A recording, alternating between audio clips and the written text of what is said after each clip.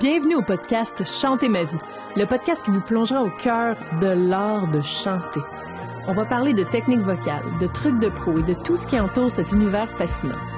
Que vous soyez un chanteur passionné, un curieux de l'art vocal ou simplement quelqu'un qui cherche à découvrir l'envers du décor de la vie des chanteuses et des chanteurs, ce podcast est pour vous. Bonne écoute!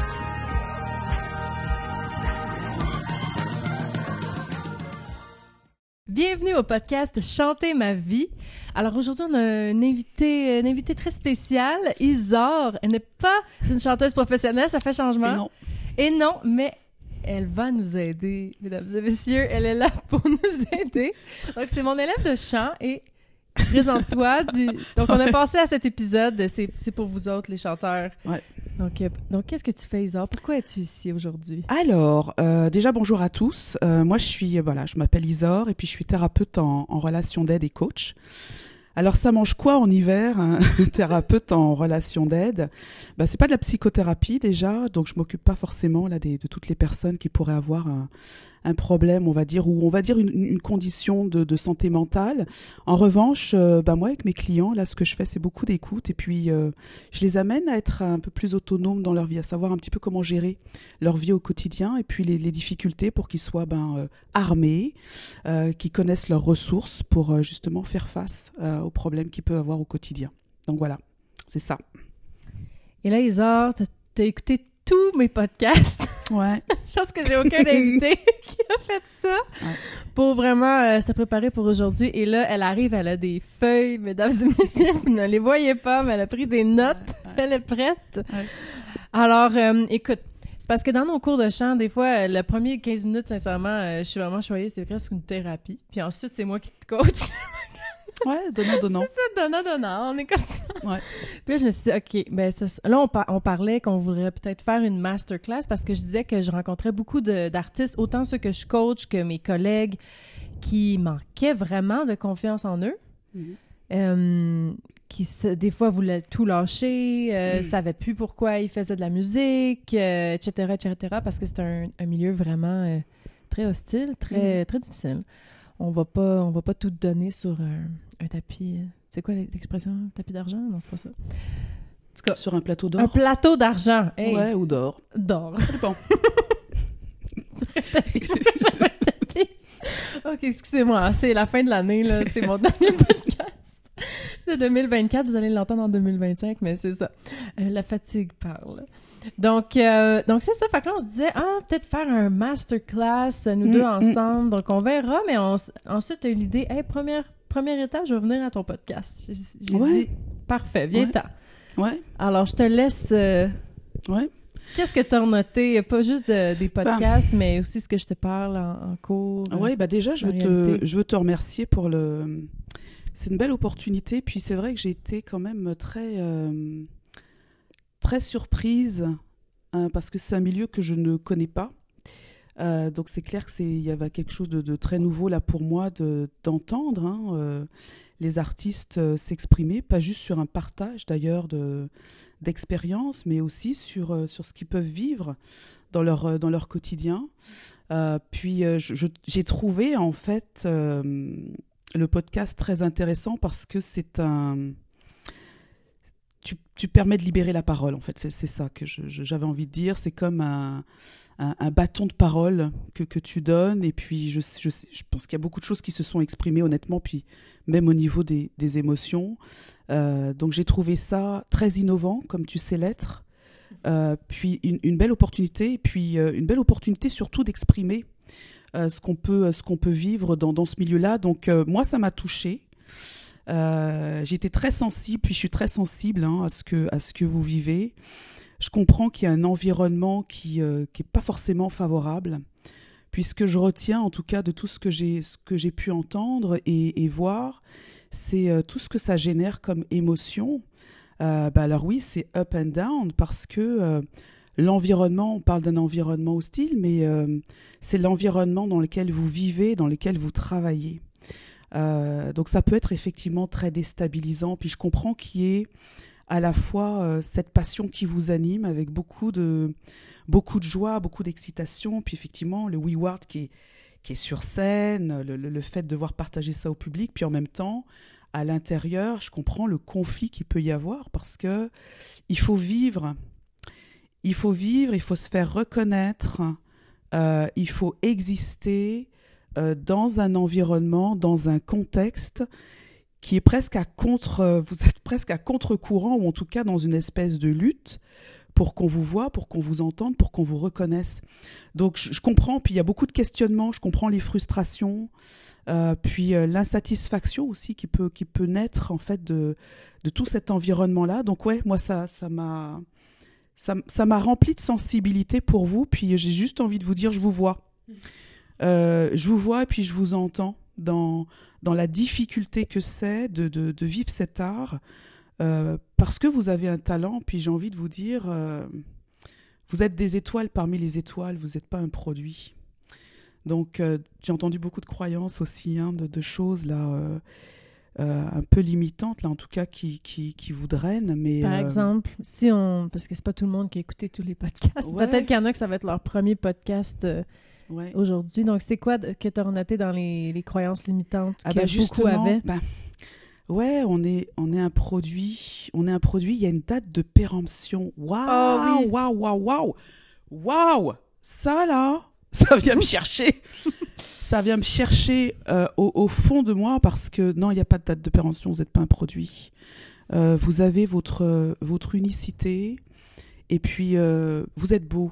Vous êtes vraiment beau. Puis votre art, votre don et votre passion vous portent. C'est ça qui vous rend lumineux.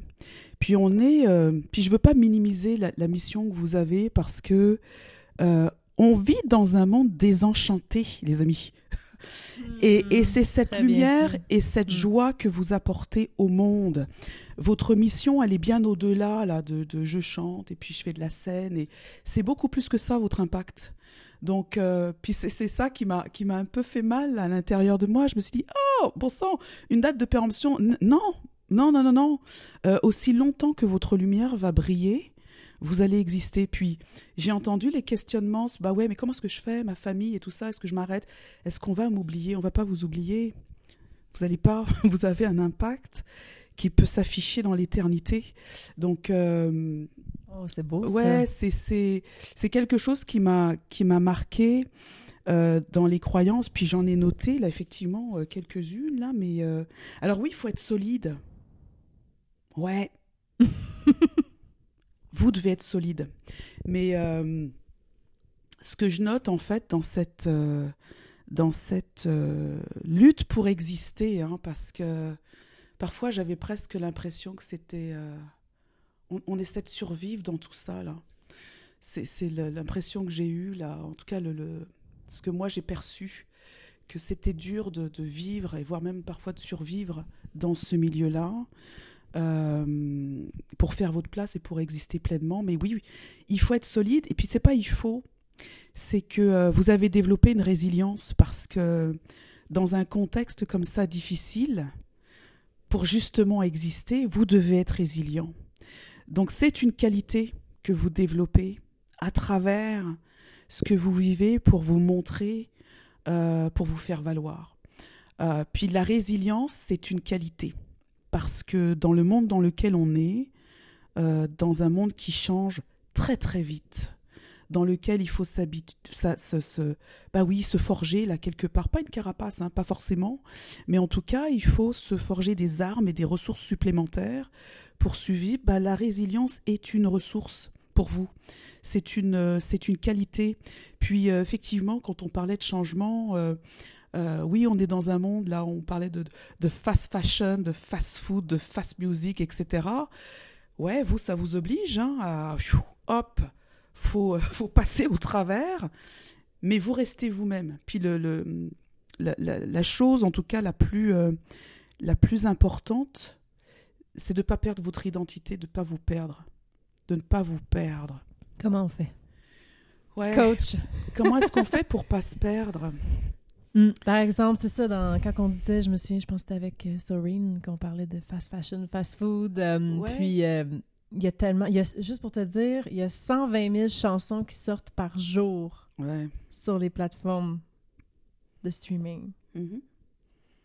Mais vous développez, hein. Ce Donc, que j'ai noté, c'est que vous développez vos stratégies. Mm-hmm. Vous développez vos stratégies, puis j'ai compris qu'il y avait un parcours là vers le corpo, les concerts, les choses comme ça. Donc je me dis, ça vous amène, ça aussi, à vous utiliser votre créativité, puis c'est ça qui est beau. C'est que la créativité, c'est une de vos valeurs, c'est quelque chose que vous avez, vous, de très particulier, qui vous est propre, que vous utilisez justement. C'est ça qui vous rend agile dans ce monde-là, qui change, puis qui, oui, ça vient vous chicoter, puis oui, ça crée de la frustration, puis oui, ça crée de l'insatisfaction, mais au final, vous utilisez ces ressources-là pour faire votre chemin. Puis votre chemin, vous allez le faire. Ce qui va vous permettre, là, de rester solide, c'est votre mission. C'est votre mission. Hier, hein? C'est votre mission de vie, parce que ça, là, c'est la mélodie de votre vie, là, votre mission. C'est la mélodie. C'est votre GPS, c'est votre focus. C'est ça qui va vous permettre de rester focalisé, concentré dans votre rail.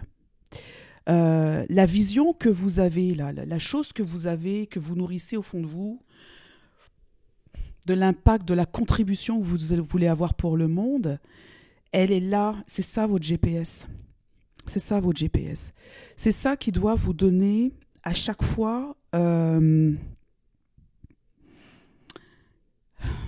ce que vous devez faire, ce que vous ne devez pas faire. C'est ça qui va vous permettre de prioriser. Je m'investis là-dedans, je ne m'investis pas là-dedans. Est-ce que ça rentre dans ma mission ou ça ne rentre pas dans ma mission? Vos dons, vos talents, là, sont faits pour nourrir votre mission. C'est ça qui vous donne la liberté d'être. Sinon, vous devenez esclave de votre job. Puis c'est là où on fait des burn-out, où on se perd littéralement de vue. Mais pour garder ça, c'est important de nourrir votre mission, puis de vous accepter aussi avec parfois vos limites. Puis il n'y a pas de honte à être limité, il n'y a pas de honte à dire je ne sais pas faire. Alors, moi, ce que j'ai compris, il y en a certains, parce que dans votre rôle, là, c'est pas juste le chant, hein, c'est plus que ça, là. Moi, j'ai compris que dans votre liste de compétences, il y a l'art, mais il y a la gestion de l'entreprise. Puis j'ai compris que certains avaient fait des études de gestion, mais pas tout le monde. Donc, c'est quelque chose qu'il vous faut acquérir. Certains ont des facilités, d'autres pas. Mais ça vient nourrir votre mission.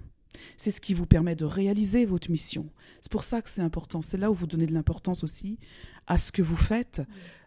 Puis toutes les stratégies là, qui sont utilisées de prendre soin de soi, de prendre soin de son corps, de prendre soin de son âme, de prendre soin de son cœur, ça, c'est des choses qui vont vous permettre de passer au travers. Parce que les épreuves, il y en aura, les défis, il y en a. Le milieu de la chanson ou le milieu des artistes n'a pas fini de bouger. On croise les doigts pour que ça évolue dans un sens qui vous soit favorable, mais peut-être pas. Alors comment est-ce qu'on fait pour vivre avec ça? On va dans le sens du courant, parce que si on lutte contre ça en permanence, on s'épuise. Donc ce qu'il faut, c'est comme dans les arts martiaux, là, on esquive, et puis on va dans le flow. Puis le flow, ce qui va vous aider là, à le passer, c'est ça, c'est revenir à chaque fois à vous. C'est ça que je prends à mes clients, là, c'est revenir à vous, revenir à ce qui fait du sens pour vous, revenir à vos valeurs, revenir à ce qui est important. Et puis, ça va faire que oui, peut-être vous n'allez pas passer 50 à 60 à 70 heures pour quelque chose, mais au contraire, vous allez dire, qu'est-ce qui est important en ce moment? C'est peut-être de passer du temps en famille. C'est peut-être ça. Peut-être ça qui va créer l'équilibre aussi. C'est beau. C'était beau. Ouais. Merci. Mais là, j'ai plein de questions. Là. Ça me pop. Vas-y. OK. Wow. Ouais. Non, c'est tellement vrai. C'est tellement vrai.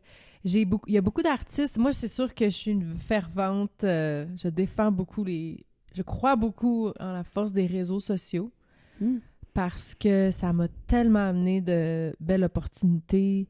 Maintenant, je suis coach. Juste hier, je sais pas si je te l'avais dit, mais j'ai eu un élève à Washington, en Californie. Excellent. Aux Netherlands, donc aux Pays-Bas, en Ontario, puis des gens en personne à Montréal. Mais ça, c'est grâce aux réseaux sociaux. Ouais. Tu sais, même chose pour la musique. Quand on voit notre bilan des statistiques de Spotify, 150 quelques pays qui ont écouté ma musique. Donc, mais j'ai beaucoup d'amis artistes qui ont des talents fous. Ils sortent leur musique.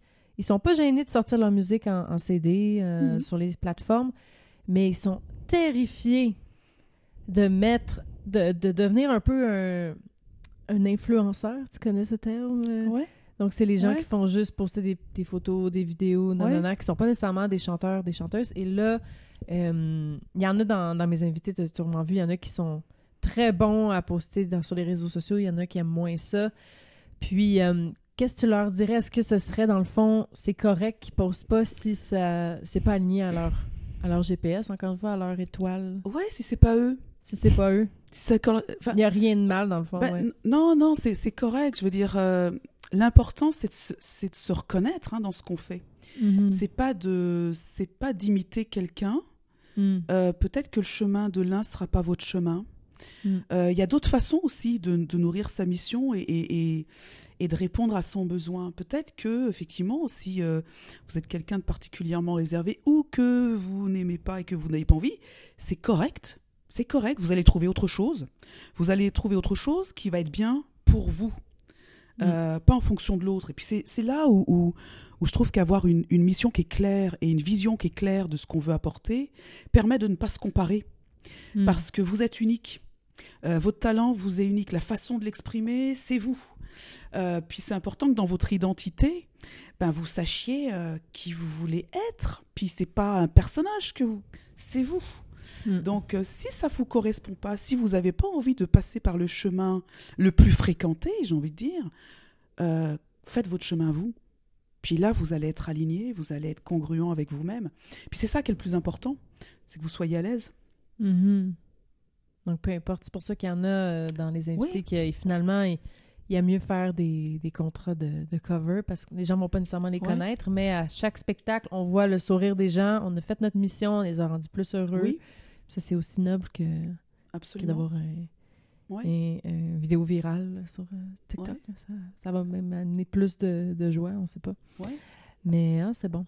Très bon. Donc, juste Puis là, j'ai aussi d'autres amis, collègues et élèves qui me répondent, je sais pas c'est quoi ma mission.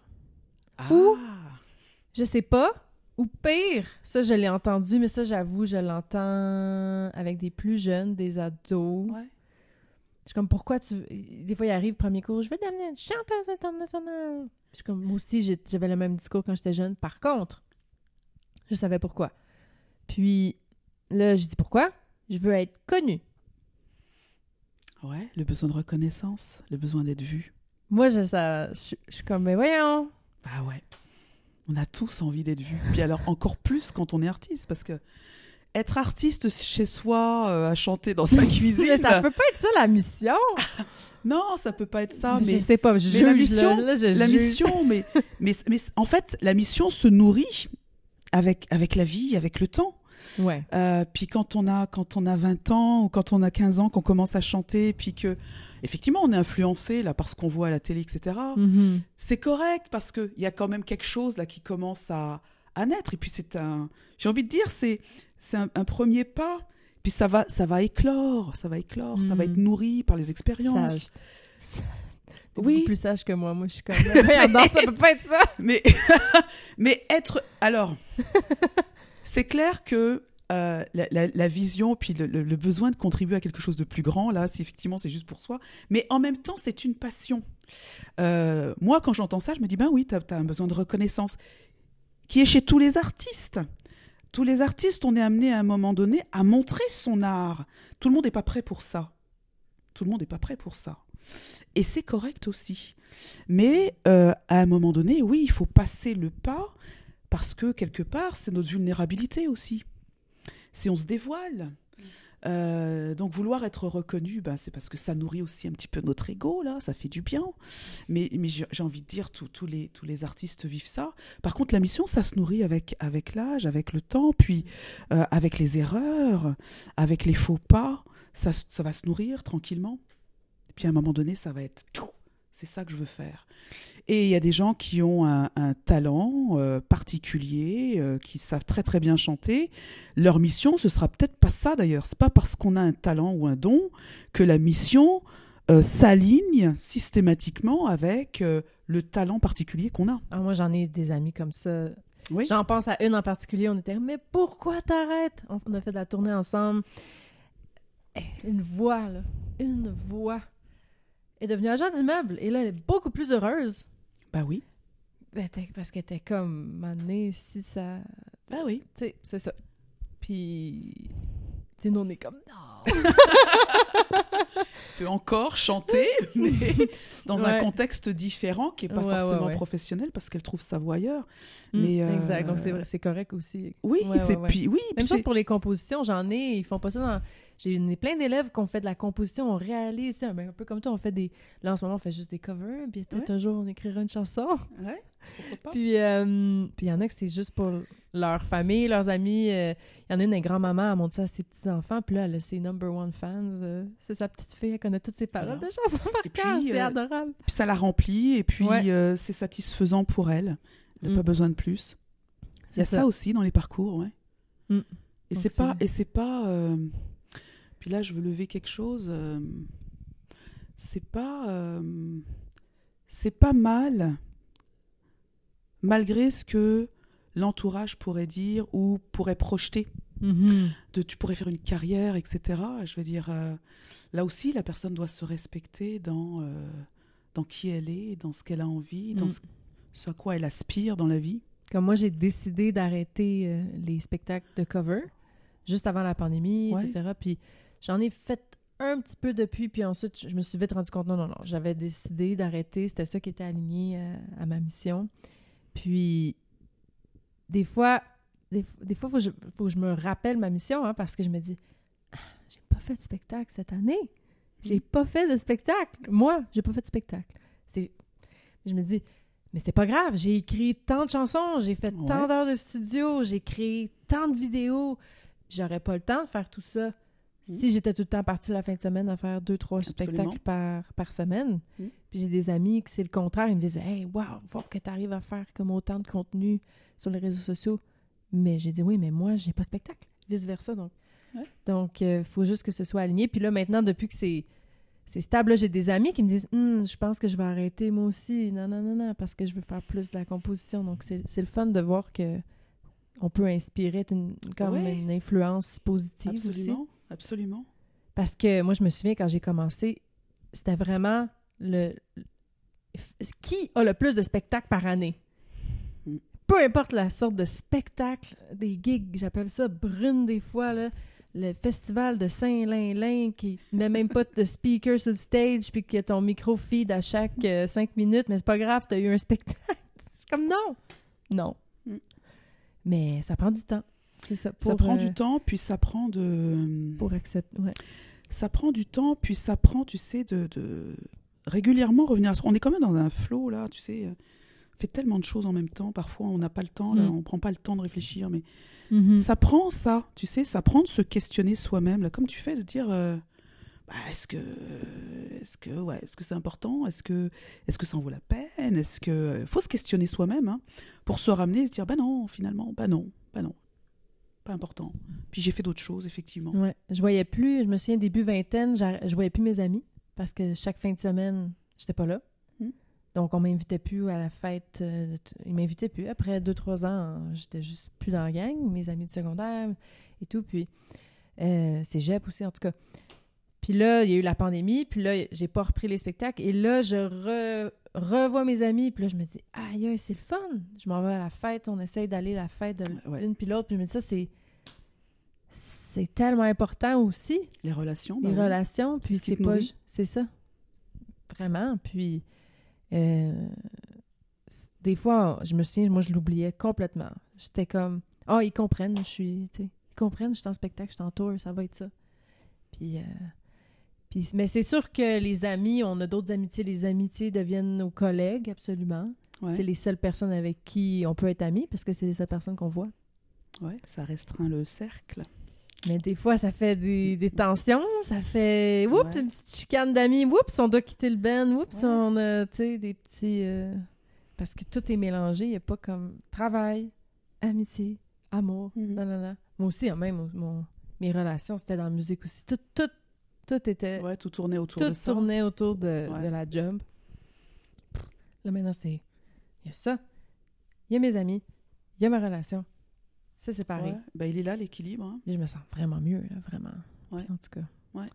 Mais c'est sûr, en même temps, moi, j'ai le syndrome, peut-être que... Qu'est-ce que tu en penses de ça? Puis tu me veux aller, là, je veux dire. Chaque semaine, un autre truc!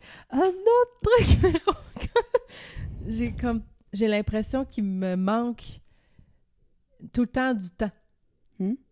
J'ai tellement de choses que je veux faire. J'aurais besoin de clones. Puis, qu'est-ce que tu conseilles? Moi, je te dirais... Tout est aligné, hein? Tous mes trucs tout sont est aligné, mais t'es quelqu'un de passionné, et puis tu innoves. T'es quelqu'un qui innove. Tu innoves même dans la technique vocale, la paille et tout ça. Bon, bref, tu... Je suis pas la seule. Mais quand même. Mais t'amènes qui tu es, et puis t'as cette curiosité. Ça fait quoi, 2 ans de cours de chant, je crois? Ouais, c'est à ça. chaque fois, comme, tiens, nouveau truc. À chaque fois, il y a quelque chose. Mais c'est ça qui rend le cours excitant, palpitant, tu vois. Donc, je me dis, ça fait partie de toi. T'as cette curiosité, t'as envie de tester, tu cherches... Puis après, tu le proposes aux autres. Puis ça aussi, ça fait partie de toi. Hein. C'est le côté partage. Mais ça, je pense que c'est aussi une valeur là, que vous avez en tant qu'artiste. C'est le don.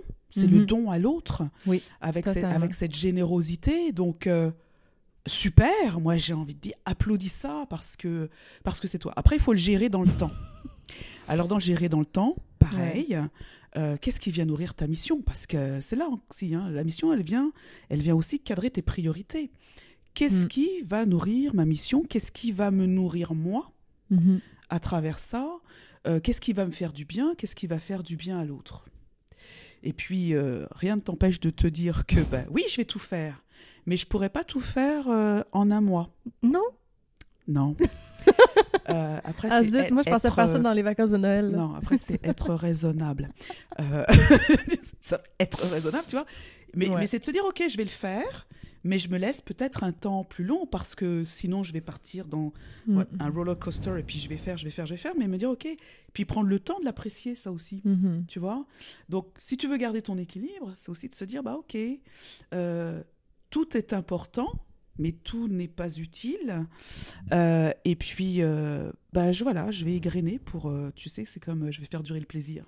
Je vais faire durer le plaisir et puis faire ça peut-être sur 1 mois et demi, sur 2 mois. Mais en 2 mois, effectivement, je me fixe l'objectif d'avoir testé ça, mais c'est correct, tu vois. C'est-à-dire que je ne veux pas que...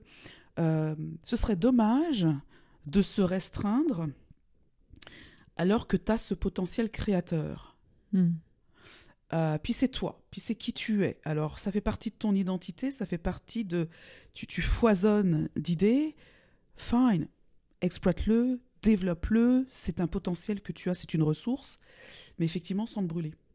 Donc, tu l'étales dans le temps, puis tu as le temps. On a le temps, finalement. Oui, mais oui, absolument.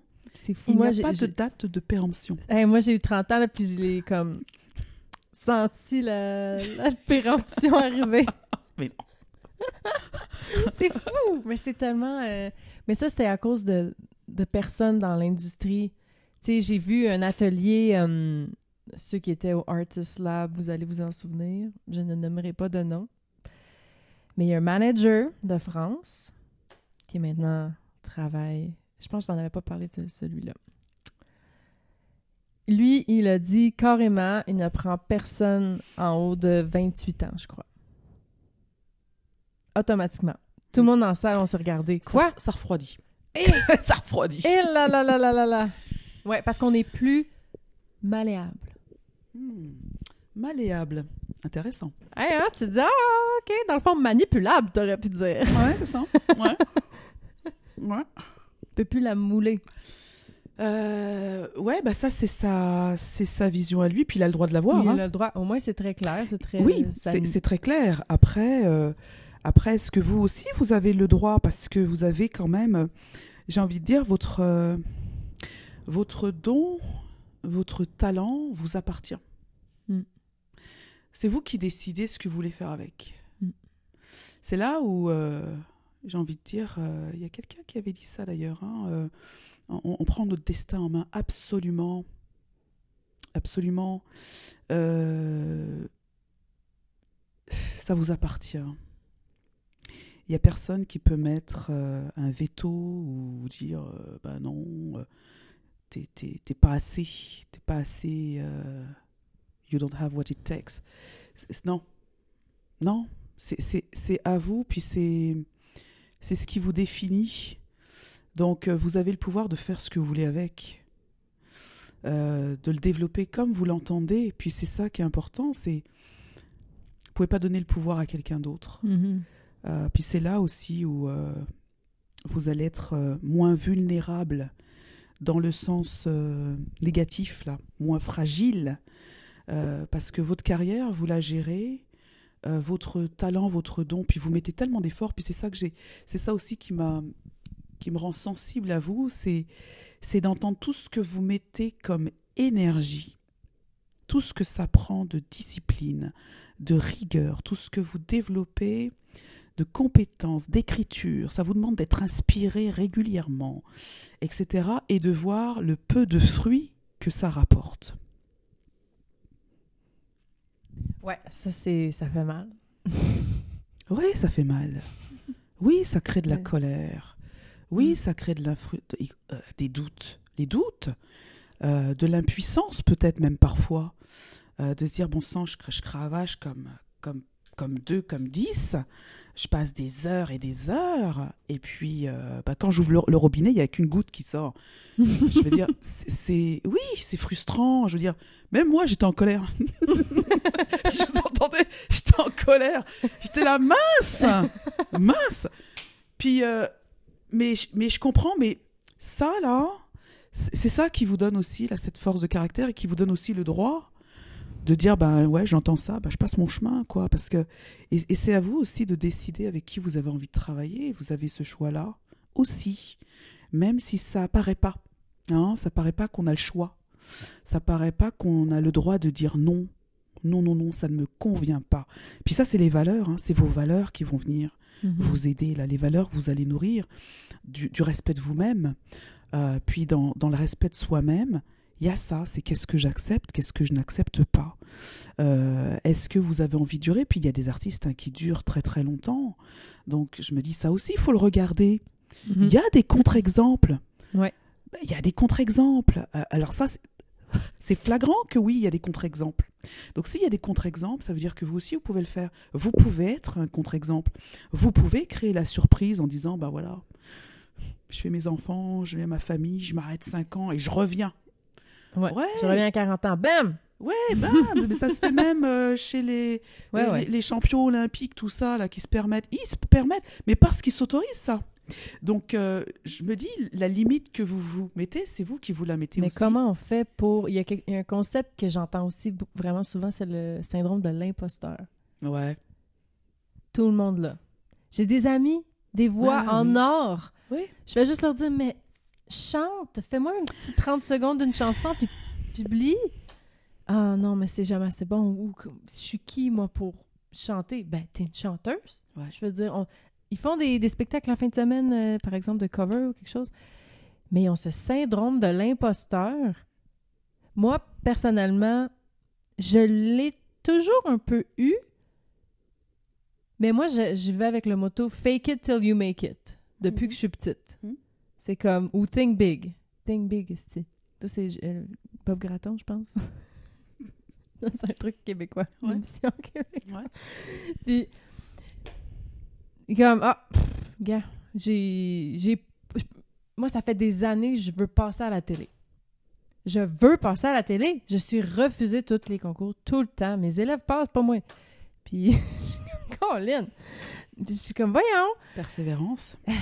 Seigneur, j'engage des équipes d'attachés de presse. Je dis, mettez-moi les bonnes motadines. Mettez-moi quelque part. Gars, je veux même pas être payée. Je veux juste passer à la TV. c'est comme... Tu sais pas pourquoi? capable. Tu sais pourquoi? Non. Voilà. J'ai pas de hit. Je sais pas... Il y a pas un petit edge. Fait que là, je me dis, m'a faire mon... À un moment donné, je vais avoir un vidéo qui va avoir 1 million de views. Ça va peut-être être moi qui danse le cha-cha sur le pont Jean-Cartier. Je sais pas, là. Mais je sais pas. Mais... Fait que j'ai ce sentiment d'imposteur, un peu de poster, mais en même temps, j'ai ce but, tu vois, c'est mon étoile. Moi, j'ai comme... Ma pointe de pyramide, là, c'est TV. TV. Dès que tu passes à TV, il y a quelque chose qui change pour un artiste. Pourquoi c'est important pour toi? C'est vraiment pour rejoindre les gens. Pour avoir... Parce que depuis que je suis petite, ce que j'ai remarqué... En fait, pourquoi je chante, là, parce que moi, c'est pas comme si j'étais pas bonne à l'école, là. J'aurais pu être whatever, n'importe quoi. Vérona, je te rassure, tu es très intelligente. Ah, merci. Mais j'étais pas sûre. Je te le dis. Non, mais ce que je veux dire, c'est que quand je me suis mis à chanter enfant, au début, c'était ma mère. Je voyais tout de suite que son humeur changeait.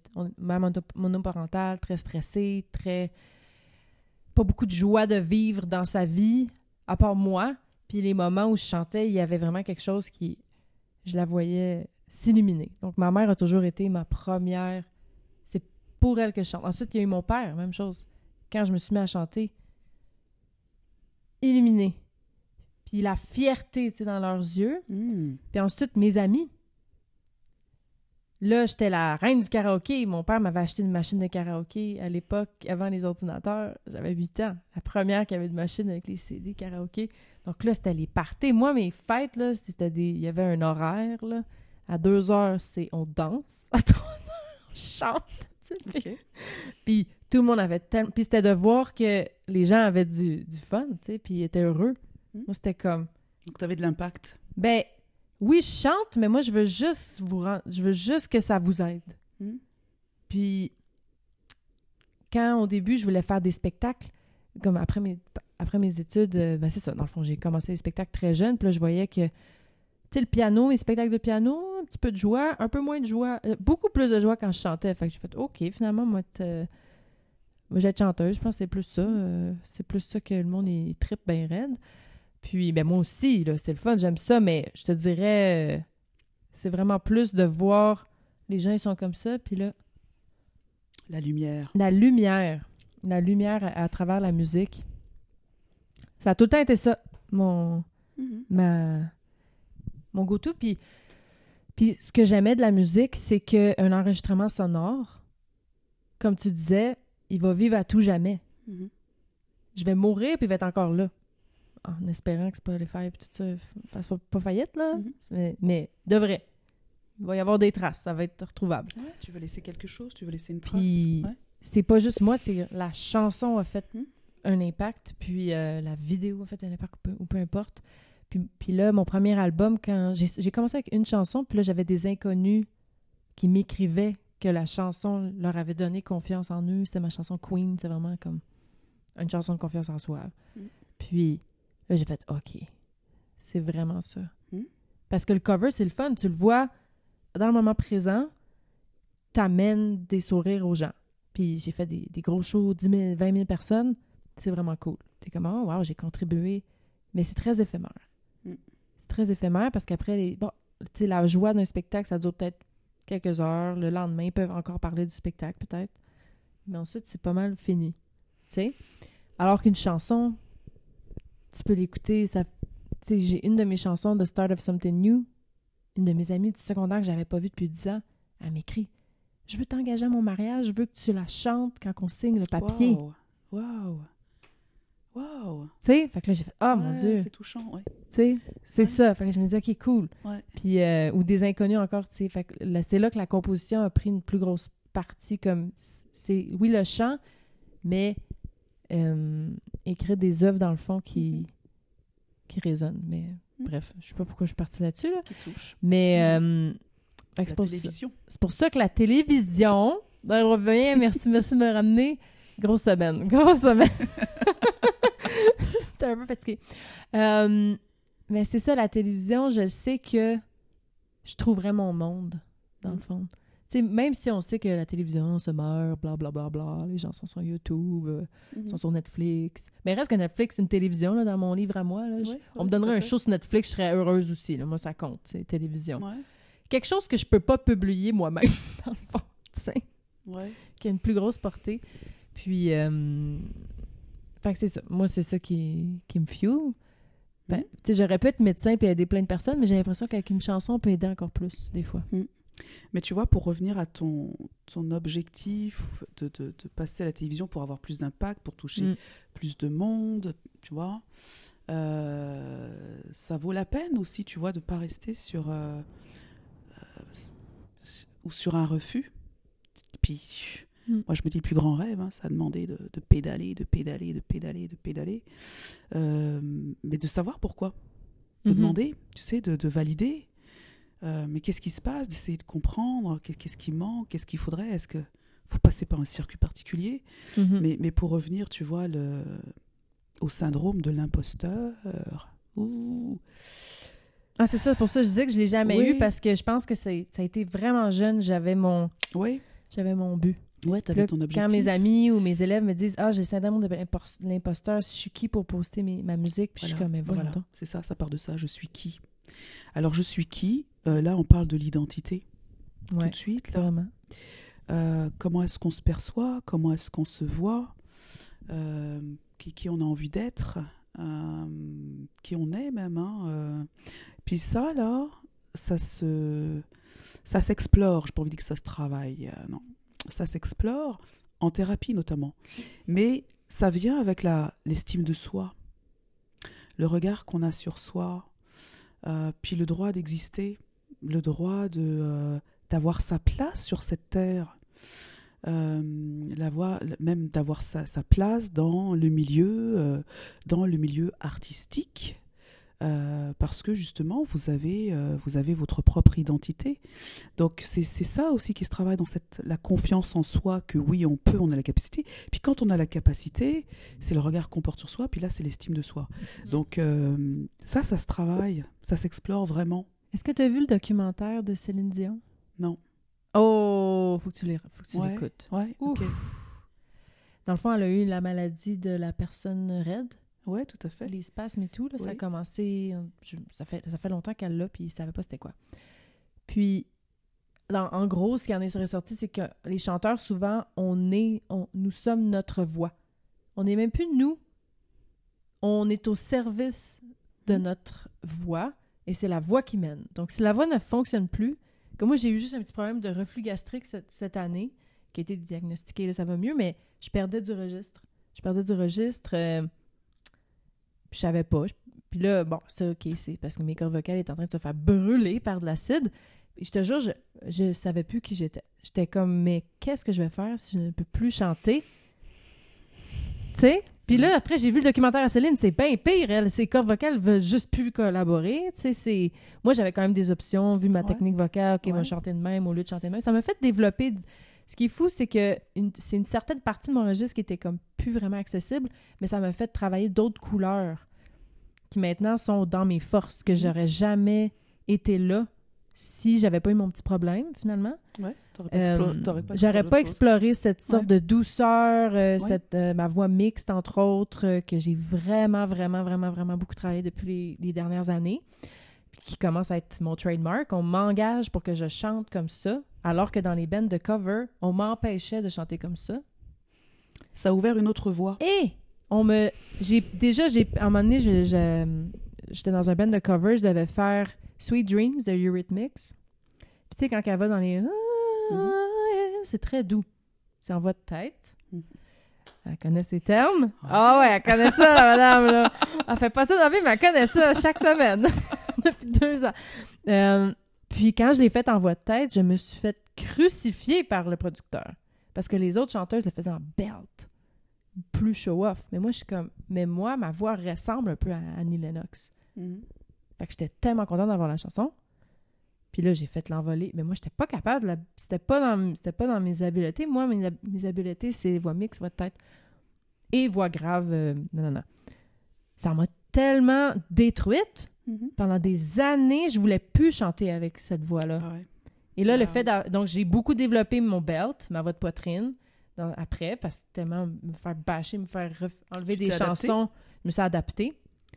Et là, reflux gastrique, je la perds. Pas le choix de retourner à l'autre voix. Ouais. Tu sais, c'est fou, mais dans le fond, c'est ma voix qui dirige. Tout ça pour dire, dans le documentaire de Céline, ce que je voyais, c'est qu'elle était juste comme... Elle était obligée de chanter aigu. À un moment donné, on la voit dans le studio, puis sa voix casse, tu sais. Puis moi, coach vocal, je suis comme, mais descendez la tonalité, bande de niaiseux. Faites-la donc chanter grave. On s'en fout qu'elle chante aigu. Ouais. Moi, j'étais comme, on va être content si Céline chante grave. Tu sais? Mm-hmm. Mais non, fallait qu'elle pète qu'elle ait ses notes aiguës. Puis je suis comme, t'es pas une note. Non. J'avais le goût, j'étais fâchée. T'écouteras ça, tu vas être... Ouais. Puis surtout, la partie en studio, ça m'a fâchée des réalisateurs. J'étais comme, descendez la maudite toune, tu sais. Comme quoi, tu vois, l'adaptation se fait à plusieurs niveaux, hein, même par rapport à son organe principal. L'organe, carrément. Accepte-le, prends-les au jour le jour, parce que notre instrument change à chaque jour. Fait que si on est juste la voix de « j'ai 24 ans, puis je chante comme ça », tout à fait. Puis là, tu fais un burn-out, tu dors plus, puis là, là, tu fais des reflux, puis moi, c'est ça qui m'est arrivé, tu sais. J'ai perdu ma voix que j'avais à 24 ans, puis là, j'étais comme, mais je peux plus faire ça. Puis là, finalement, mais non, tant pis, ça va être ça. Puis les faiblesses deviennent tes forces, puis deviennent ta couleur, puis deviennent, tu sais. Tu joues avec. Ça s'adapte. Oui, ça, c'est votre force, hein, moi, j'ai envie de dire. Hein. C'est comme Ella Fitzgerald, tu sais, en début vingtaine, elle chante très, très aiguë, mais elle a chanté jusqu'à sa mort, tout le temps. Mais tu l'entends, elle chante pas pareil. Et la mission reste la même. La mission reste la même, c'est ça. C'est pas grave, tu sais, si elle fait plus la chanson dans telle auteur. En tout cas, petite parenthèse, Tira. Je vais regarder mais je vois beaucoup de ça, de gens qui sont juste leur voix, puis qui ils savent plus qui ils sont. Puis tu vois, il y a quelque chose qui pop là, c'est l'acceptation. Mm-hmm. L'acceptation. Parce que oui, on n'est pas... on n'est pas des robots, pas des machines. Vous n'êtes pas des robots, puis notre corps évolue, nos cordes vocales, comme tu dis, là, et puis on n'est pas à l'abri d'un incident vocal, même sur une scène, là, où... les hormones, tu sais, plus de testostérone, pouf, les cordes vocales s'épaississent, ta voix devient plus grave. Il faut l'accepter. Puis ça prend l'acceptation de ce qui est, déjà. Donc ça sert à rien d'aller essayer de lutter, ou effectivement, c'est où on combat, ou alors on se transforme en victime, et puis on chiale, et puis... Mais bon... Là, c'est bon, ça. Mais ça, c'est ça, c'est où on combat contre, où on est en victime, ou... Go with the flow. Et à un moment donné, là, et puis on a le droit de pleurer, et puis on a le droit de râler, et puis on a le droit d'être victime. Faut râler en chantant, tu te souviens? Faut chanter en chialant. Mais on a le droit, et puis il faut passer par là. Il faut ventiler ce truc-là. Mais à un moment donné, il faut arriver à passer par-dessus, puis se dire que oui, il y a plusieurs façons de répondre à sa mission. Il n'y en a pas qu'une, il n'y a pas qu'un chemin. Il peut y en avoir 5 chemins pour arriver à sa mission. Puis ton exemple est parfait. Effectivement, tu t'es adapté parce que là, il y avait un mur, tu ne pouvais pas passer au travers. Là, donc, pareil pour Céline. À un moment donné, tu es obligé de te dire je vais m'adapter, puis je vais passer par un autre chemin ou je vais faire autre chose, mais tout en restant dans ma mission. Donc, c'est clair que oui, il y a l'acceptation de ce qui est, puis il y a l'acceptation de soi. Pourquoi ? Parce que on est humain. Le gros scoop. Des fois, le premier cours, c'est là que je dis à mes élèves, t'es baryton. Puis comme, non, je voulais être ténor. T'es baryton, bro. C'est ça qui est ça. Mais, la bonne nouvelle, c'est qu'on peut tout le temps étirer les aigus, théoriquement, avec de la technique. Ouais. Ça va juste être plus long que ton ami ténor. Qu'est-ce que tu veux? C'est beau, mais le ténor n'aura jamais les graves que toi t'as. Ouais. Ben oui. Tu sais? Ben oui, c'est une force. Ou comme une basse. Les basses, ça c'est rare. Ils sont fâchés d'être basses. Ils veulent chanter du ténor. C'est 2 étages plus loin, là. Ouais, jamais satisfait de ce qu'on est. Jamais.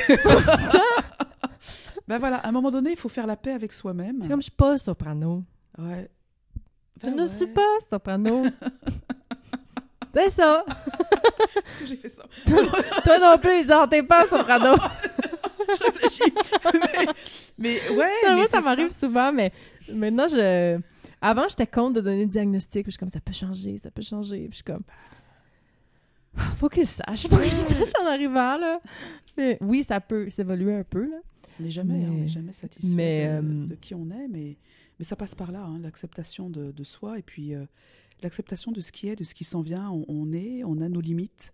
Puis il y a des choses qui vont nous frapper comme ça, et puis on l'aura pas vu, là, effectivement, reflux gastrique. Puis hop, ça vient tout de suite affecter ton trésor. Mon trésor, c'est vrai. Ouais. Bah ouais, il faut composer avec ça. Mais tu sais, habituellement, tout se travaille, tout ça maintenant, tu sais, c'est pas une grosse médication, là, je sais pas... Mais il faut que je le gère, je peux plus manger épicé. Moi, je mangeais spicy. Je mangeais tellement épicé que les gens me suivaient pas, là. Ah ouais? C'est pour ça. Ah ouais? Ah, t'es une teuf, toi. Mais là, je mange plus rien épicé, c'est triste, la vie est plate. Ouais, des herbes de Provence, du romarin. C'est ça. J'ai coupé l'alcool. Ah oui, aussi? Mais wow, oui. c'est drastique. Très drastique. Mais ça, c'était la chose la plus facile pour moi de couper. Ouais. Parce que déjà, je buvais pas beaucoup. Donc là, c'est juste la bonne excuse. Je peux pas. Là, je peux pas prendre d'alcool. Les gens disent, t'es-tu enceinte? Non, je fais du reflux gastrique. Ah oui, effectivement, il y a de l'acidité. Oui, c'est dans les premiers. Là, l'autre, c'était le café. Mais là, ma médecin me dit, je veux quand même pas que tu sois misérable. Prendre la chicorée. Voici la liste. Prendre la chicorée. Mais non, mais c'était toute mon alimentation. Les tomates. Ouais, moi, je mangeais tout dans de la sauce tomate. T'as pas compliqué. Du chili, épicé, des trucs à sauce. Tu sais, on se faisait moi puis mon chum, on faisait du meal prep, là, tu sais, pour... Ouais. Mais ça va bien, du meal prep dans de la sauce tomate. Ça se garde plus longtemps. Ouais. C'est con, mais... Plus de tomates. Ouais. T'as dû faire des concessions. C'est ça. Mais tu sais, qu'est-ce qui est plus important? Si j'étais pas chanteuse, j'aurais continué tout parce que, dans le fond, c'était pas grand-chose. Mais c'est juste, je me levais chaque matin comme un début de rhume. Un mal de gorge comme quand on commence une grippe, tout le matin. Pendant 2 ans. Ah oui, en effet. Et ça disparaît pendant la journée. Puis là, le lendemain matin, ça revient. Puis dans le fond, c'est le soir, l'acide montait. Ouais, OK. Moi, je pensais qu'à tous les jours, je combattais un rhume et que mon système immunitaire était poche. Je prenais plein de vitamines pour mon système immunitaire. J'allais faire des prises de sang. Je disais quelque chose qui bug. Je suis tout le temps on the verge de tomber malade. Non. Un flux gastrique. Rien que ça. Colin. Rien que ça. Donc, si jamais vous vous levez souvent avec des maux de gorge, checkez ça. Non, mais je savais même pas que ça existait. Ouais. Mais tu vois, puis tu recommences à chanter. Ben oui. Passer au travers. Là, 6 mois de... Ça fait plus que... Ça va faire... En février, ça va faire 1 an là, que je suis suivie. Je vois mon ORL, la top à Westmount, Dr. Coste, spécialiste des cordes vocales. Un ORL spécialisé, parce que les ORL généralistes, puis il y a les ORL spécialisés dans un des trucs en particulier. Elle, c'est la top pour les cordes vocales, puis je la vois aussi moi. Puis sa mission, elle m'a dit, on va retrouver tes cordes vocales. Parce que c'est vraiment, j'avais plus la muqueuse autour. Okay. C'est censé être tout comme du jello. J'ai un beau vidéo de mes cordes vocales, j'hésite. 6 mois plus tard, il était vraiment mieux, mais tu vois quand même qu'ils sont toutes rouges. Là. Peut-être que je vais un jour le publier sur les réseaux. Je trouve ça fascinant. Je te l'avais-tu montré? Non. C'est un peu dégueu, mais... Pas... Oui, c'est ça. Alors, ouais. Tu veux pas voir ça? Tu veux pas que je te montre tes cordes vocales? Bon, bref, on s'éloigne du sujet, mais c'est ça. C'est exemple de résilience. Puis comment est-ce que tu as pris ça et puis tu lui as donné suffisamment d'importance, effectivement, pour te faire soigner, pour être suivi, pour toi-même réajuster ta discipline, tu vois, ta façon de manger. J'ai une amie médecin à capote, elle est comme, voyons donc, j'ai jamais vu quelqu'un appliquer autant à la lettre les recommandations du médecin. Ben ouais, mais tu sais pourquoi. Mais c'est ça, c'est l'étoile. Ouais, tu sais pourquoi. C'est la mission. Ouais, tu sais pourquoi. Parce que sinon, je peux plus faire ma mission. Ben oui, absolument. J'étais en train de penser à des jobs si je perds ma voix.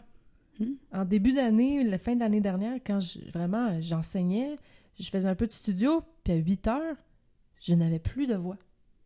Pourtant, je sais où placer la voix. C'est ça que je vous dis tout le temps. Comment tu t'es sentie? Mais le pire, tu sais quoi? Je m'en allais encore faire quelque chose de créatif quand même. Je me disais, je vais devenir peut-être ingénieur de son, technicienne dans un studio, ou encore faire du montage vidéo. OK. J'étais comme, si jamais je peux pas chanter, je vais aider à créer des œuvres. Donc, tu t'es trouvé d'autres voies. Ouais. Mais là, non. C'est quand même pas autant d'impact, là, mais je me faisais graduellement à l'idée. Là. Mais en tout cas, ouais, ça t'a amené à réfléchir sérieusement si effectivement tout devait s'arrêter. Là. Mais en fait, tout ne s'arrête pas. Mais tu rebondis ailleurs. Mm-hmm. Mais c'est quand même fragile. Hein. Faites attention à vos cordes vocales parce que c'était pas des nodules. Moi, je pensais que j'avais des nodules, que j'allais peut-être devoir faire une opération, être en silence pendant quelques mois, pas pouvoir enseigner. Mais peut-être comme pouvoir chanter un peu, mais surtout pas pouvoir autant utiliser ma voix que je le fais à chaque jour. Mais et non, donc me revois. Donc j'avais même arrêté le podcast. Je l'avais commencé l'année dernière, puis j'ai arrêté pendant comme 6 mois. Okay. Puis là, ma voix est comme revenue cet été, puis là, j'ai dit ok, je repars le podcast, ça va. Puis en plus de tous les autres trucs. Ah ouais, ça fait partie des événements de la vie, hein, ouais, avec lesquels il y aurait pu avoir beaucoup pire. Ouais, c'est ça. T'aurais pu Bien avoir pire. plus de séquelles. Ah oui. Ça aurait pu être les fameuses nodules, Ouais. la maladie du chanteur. Ça, c'est plus... ça fait plus peur. Ouais. Parce qu'il faut qu'il t'opère, puis qu'il t'écoupe. Puis, souvent. Des fois, il y a quand même de la réhabilitation vocale, mais... Eh là. Est-ce que tu avais d'autres notes là, que tu nous avais dit, là, les croyances? Je vois tes notes. Non, écoute, ouais, moi je suis fascinée. En fait, j'étais fascinée par les ressources, en fait, hein, que vous démontrez là pour exister, pour prendre votre place. Je me dis, effectivement, il y a pas que le chant, il y a même savoir se représenter. Hein, vous faites du public relation, là. C'est tout plein, hein, c'est tout plein de compétences même que vous développez à travers cette résilience-là. Donc, si j'avais à faire mon CV, qu'est-ce que... Tu sais, on disait qu'on allait s'asseoir puis que tu allais m'aider à faire mon CV. Toi, là! Toi, alors déjà, toi, t'as la business, là, ça, c'est sûr, là. Mais qu'est-ce que j'écrirais? Parce que je me souviens, en pandémie, quand tout a arrêté, j'ai envoyé mon CV à Desjardins pour faire de l'appel. Je me dis, j'ai une belle voix, ils vont me prendre. C'était quand même 20 quelques piastres de l'heure. Je me dis... Ouais. Ils m'ont pas pris! Ouais. Mais c'était correct parce que j'ai développé le coaching en ligne et tout, puis ça a été vraiment mieux pour la business. Mais par exemple, si jamais un jour j'ai besoin de me faire un CV... Bah écoute, moi je verrais les compétences, hein, en tout cas, que je te vois, là. Bah, très clairement, tu parles en public. Ouais. Donc, t'es aisance à parler en public? Ouais, tu sais parler en public. Tu sais coacher. Donc, coaching. Ouais, là-dedans. Ben, très clairement, capacité d'adaptation. Toi, tu es multicompétente, hein, quand même. Hein. Vous êtes tous multicompétents, là. Tu es capable d'écrire du texte. Quand même. Mais là, il y a ChatGPT, de toute façon. Tiens, d'ailleurs, ce serait intéressant, ça. Prends le relais. Ah, ça, c'est un thème intéressant, d'ailleurs. J'y ai pensé. Que... Comment l'intelligence artificielle vient impacter justement le milieu. Ah oui, c'est très... comment je pourrais dire? J'ai vu des conférences cette année là-dessus. Ouais. Il y a 2 aspects à l'intelligence artificielle. L'aspect que nous, on voit qui est comme mauvais, c'est l'intelligence artificielle qui fait des chansons, puis qui vole la voix des gens, puis qui met la voix... Mais en même temps, hein, à la fin de la journée, j'ai une élève, elle fait beaucoup de poèmes. Puis habituellement, on les met en chanson. Mais c'est quand même pas si évident pour elle de mettre la mélodie sur ses paroles. Puis elle sait pas comment faire la musique en arrière. C'était tout le temps moi qui faisais un piano, un petit arrangement. Ce qui est quand même, qui coûte cher parce que si tu t'engages un réalisateur à l'heure ou bien au forfait. Donc, ça coûte des sous. Elle a essayé une application d'intelligence artificielle gratuite. Elle disait le style, elle se pense que c'était country, un peu à la Shania Twain. Écoute... C'est étonnant. Puis là, elle a juste copié-collé son texte. Ouais, puis il y avait un chanteur, il y avait des mélodies, puis il y avait tout un arrangement derrière. OK. Est-ce que c'était bon? Écoute, l'arrangement derrière était quand même pas pire. Ouais. La voix, weird, il y avait des bugs. Mais tu sais, dans quelques années, il n'y en aura plus de bugs. Ça fait réfléchir. C'est ça l'affaire. Puis, moi, c'est les mélodies qui m'agaçaient. Ils n'ont pas compris comment faire des bonnes mélodies. Mm-hmm. Moi, c'est ça. Mais même, c'est pas tous les artistes non plus qui comprennent comment faire des bonnes mélodies. Mais l'aspect, c'est ça. Mélodie, c'était weird. C'était trop... Tu voyais que c'était des chiffres, c'était des calculs. Mm-hmm. Parce que reste que la théorie musicale, si tu restes dans ta gamme, théoriquement, hein, ça devrait sonner bien. Mm-hmm. Si tu respectes les notes de ta gamme. Fait que c'était un peu ça. Ça sonnait juste au hasard des notes de la gamme avec des rythmes. T'sais. Fait que je pense que pour les mélodies, on est encore correct. Ils vont pas voler nos jobs tout de suite. Le texte, tu voudrais-tu vraiment d'un artiste qui chante sa tune puis que c'est ChatGPT qui l'a écrit? Comment il va pouvoir la défendre?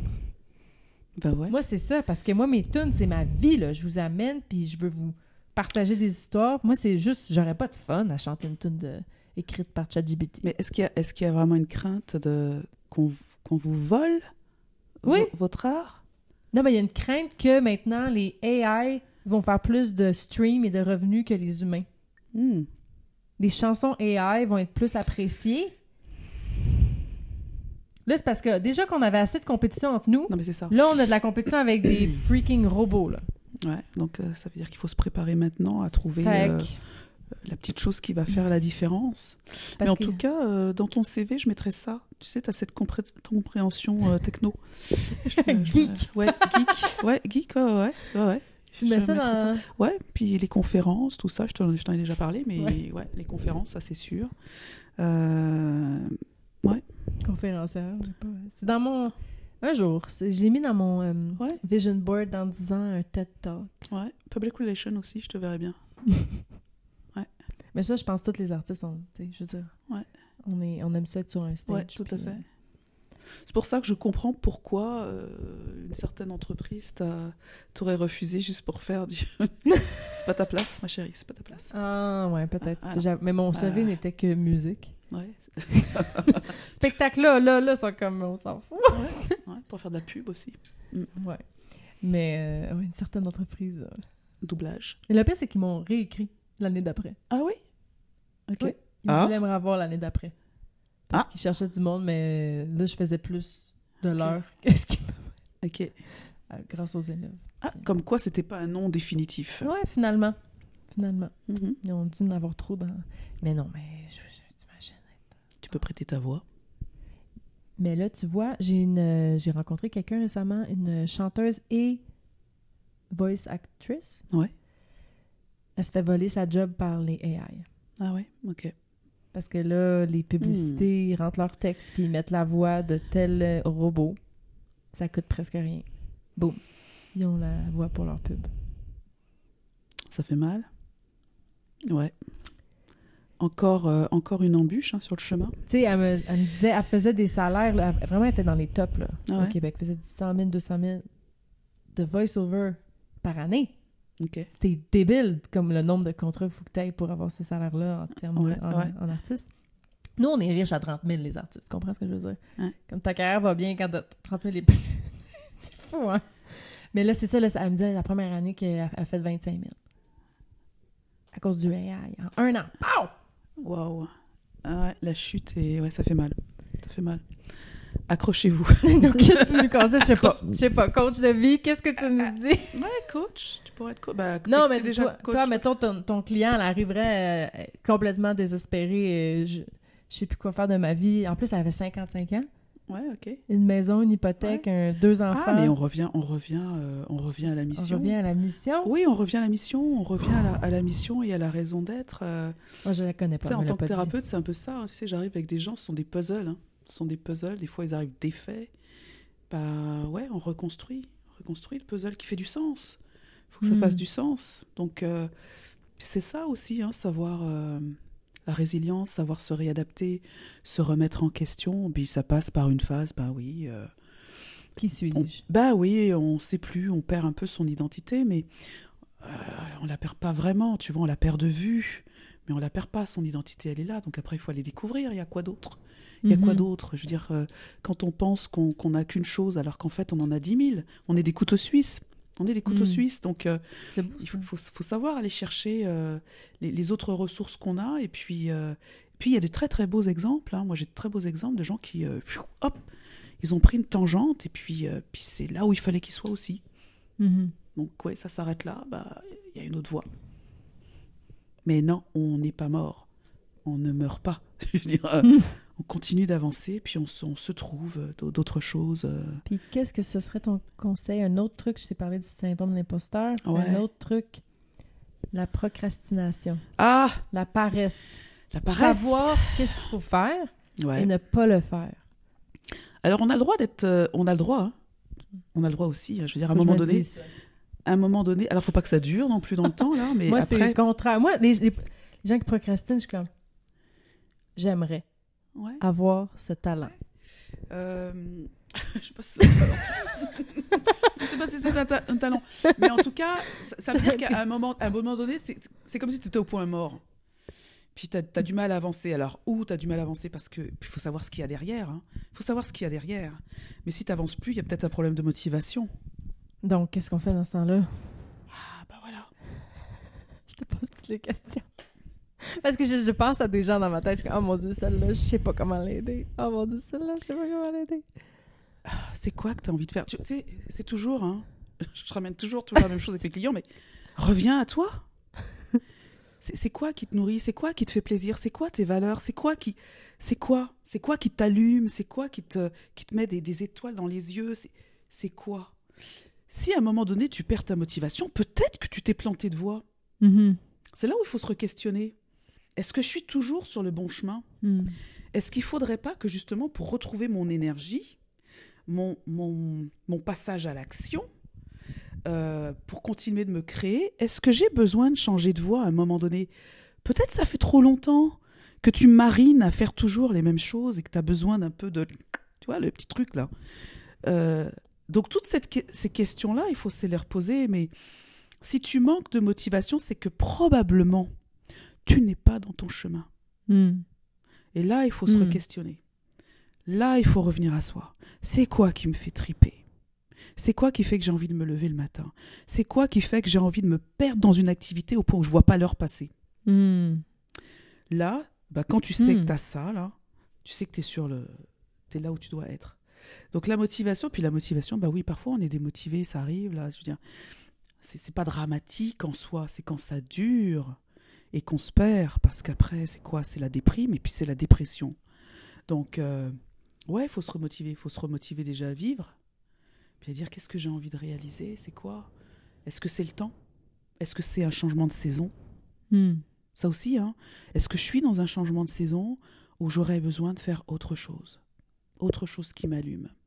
Puis là, tu reviens à tes centres d'intérêt, puis tu reviens à tes valeurs. Et encore une fois, tu reviens à ta mission. Peut-être qu'effectivement, tu as épuisé une voie. Il y a peut-être une autre voie qui va s'ouvrir, qui va te restimuler. Puis si je pense à quelqu'un en particulier en ce moment dans ma vie, si par exemple, ce que tu aimes le plus faire, que tu vois plus, tu comptes plus les heures, par exemple, je sais pas nécessairement de la musique, mais ça peut être chanter, mais ça pourrait être, j'aime ça cuisiner puis faire des plats pour tout le monde. Je vois pas le temps passer quand je suis en train de faire des recettes. Mais là, l'aspect, il faut que je gagne du revenu. Nous, c'est ça l'affaire avec les artistes. C'est tout le temps, je sais. En fait, souvent, les artistes sont comme, je sais qu'est-ce que j'aime le plus faire, qu'est-ce qui me fait le plus triper. Mais je comprends pas comment faire du revenu avec ça. Moi, je pense qu'il faut juste être créatif. C'est déjà dans les stratégies, là, c'est déjà ce que vous mettez en place. Hein. C'est-à-dire que vous n'avez pas vos œufs dans le même panier. Vous diversifiez. Puis dans un sens, s'il y a une vache qui donne pas beaucoup de lait, faut peut-être aller chercher. Mais c'est ça, je veux dire. Aujourd'hui, là, tu sais, il y a les entrepreneurs hybrides qui ont effectivement une job qui est leur passion. Puis effectivement, ça prend du temps, ça prend des années avant de pouvoir dire que j'atteins mon seuil de rentabilité, puis je commence à faire du bénéfice. Qui ont une job à côté. Et ça, c'est une stratégie qui est tout à fait possible. et puis qui est tout à fait correct. À partir du moment où, là encore, c'est quelque chose que vous voulez, vous êtes aligné avec ça, c'est quelque chose qui vous convient, vous dites, bah ouais, j'ai un loyer à payer, etc. Et puis ça, c'est les finances et l'argent, c'est le nerf de la guerre, parce qu'il faut vivre et non pas juste survivre. Parce que tu es aussi gestionnaire de portefeuille. Oui, absolument. Puis moi, je fais de la business, donc puis j'aime ça. C'est pour ça que je voulais quand même qu'on aille un petit peu là-dedans. Mais oui, parce que je sais. Puis moi, j'adore la thérapie, puis j'adore ça. Puis c'est ma mission là d'amener de la paix dans le cœur des gens, parce que être en paix, c'est une denrée rare, mais c'est une denrée précieuse. Et veiller sur ma paix, je peux vous dire, c'est non négociable. C'est beau ça. Mais je veux dire que oui, donc c'est un choix aussi de se dire, ben voilà, je vais avoir une autre activité qui va me permettre, que j'aime beaucoup d'ailleurs, parce que moi j'aime la business, alors je m'éclate là-dedans. Ça complète les différentes facettes que j'ai. Parce que j'ai différentes facettes et je ne veux pas capitaliser uniquement sur une. Donc je nourris mes différentes facettes. Et puis mes différentes facettes me ramènent effectivement un revenu. Puis je suis bien avec ça. Puis peut-être qu'à un moment donné, je vais me dire, bah voilà, je vais peut-être avoir une 3e ou une 4e ou une 5e facette, parce que voilà. Chanteuse, jazz. Ouais, chanteuse de jazz, pourquoi pas. Puis ça va me rapporter ce que ça va me rapporter. Mais je me dis, quand il y a cette préoccupation financière, parce qu'il ne faut pas vivre et non pas survivre, j'insiste. À un moment donné, oui, la stratégie, c'est peut-être de se dire, est-ce que j'ai pas intérêt à avoir une job quand même qui me rapporte, qui me permet de vivre de manière confortable et satisfaisante pour moi ce que j'adore. Puis voilà, j'ai une autre job qui est peut-être, et puis je me dis, il ne faut pas juste que ce soit alimentaire seulement, mais en tout cas, et si ça n'est qu'alimentaire, il faut que ce soit un choix conscient, intentionnel, voulu, avec lequel vous êtes à l'aise, mais de vous dire, je vais peut-être avoir effectivement un job à côté qui va me permettre d'alimenter pour que j'ai pas de stress et que je préserve ma paix. C'est important ça, la paix intérieure, d'être serein, de se dire le matin, j'ai pas à réfléchir 10 fois, puis je suis pas envahi d'inquiétude, mais au contraire, je peux vivre ma passion parce que je sais que derrière, j'ai un revenu qui rentre et qui me permet là d'être, de le vivre en étant serein. Ça fait partie des stratégies. Mais il faut pas que ce soit forcé. Puis je me dis, après, il y a une question de sagesse. Hein. Je veux dire, si vous voyez que vous êtes en mode survie, est-ce que c'est pas satisfaisant d'être en mode survie? Ça vous gruge d'être en mode survie. C'est pas normal d'être en mode survie.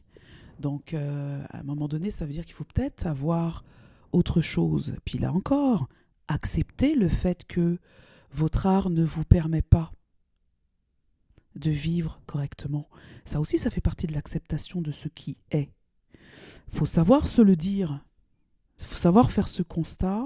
Il faut savoir pleurer peut-être aussi dessus. Se dire, bon sang, ça ne me rapporte rien. Je ne vis pas avec. C'est des clopinettes qui rentrent. Encore une fois, j'ouvre le robinet, il n'y a qu'une goutte, quoi. Maximum, il y en a 2. Qu'est-ce que je fais avec ça pour quand même nourrir cette partie-là?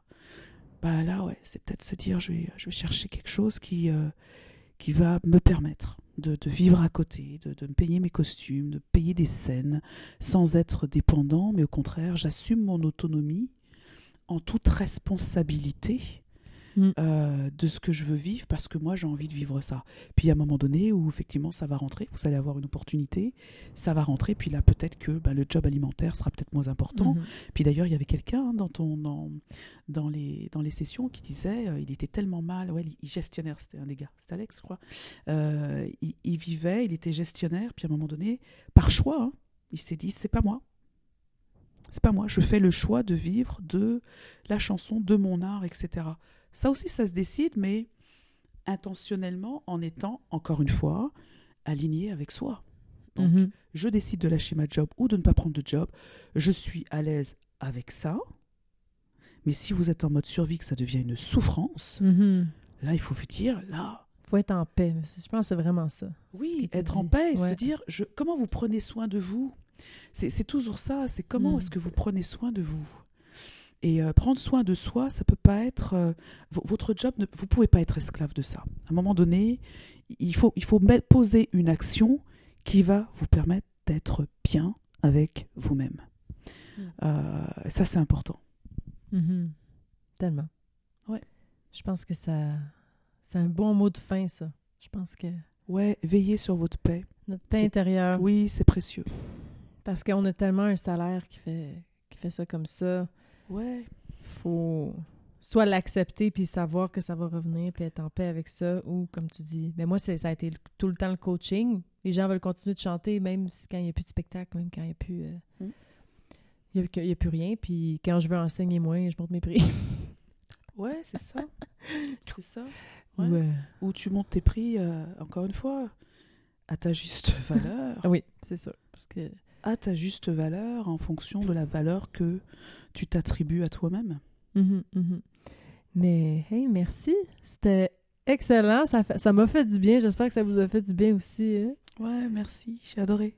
C'était vraiment le fun. J'ai Donc, adoré ça. Ouais. Alors là, est-ce que tu as tes réseaux sociaux ou pas encore? Non, j'ai mon site internet, mais alors voilà, moi j'ai fait le choix. J'ai fait le choix conscient de n'être pas sur... Je ne suis pas sur les réseaux sociaux. Mais je suis pas sur Facebook. Non. J'y serai peut-être à un moment donné, mais pour le moment, j'ai pas envie. OK. Donc, c'est quoi ton site internet? C'est être et devenir soi.com. Parfait. Donc, on peut aller voir ça. Ouais, absolument. Être et devenir soi.com, je vais le mettre en description. Ouais. Vu que tu pourras pas voir les commentaires des gens. Au moins, vous, allez lui parler directement parce qu'elle vous verra pas sinon. Ouais, mais merci. Ça m'a fait merci plaisir. Merci à toi. Ouais, vraiment. Alors, à la prochaine. Ouais. Ciao. Au revoir. À bientôt.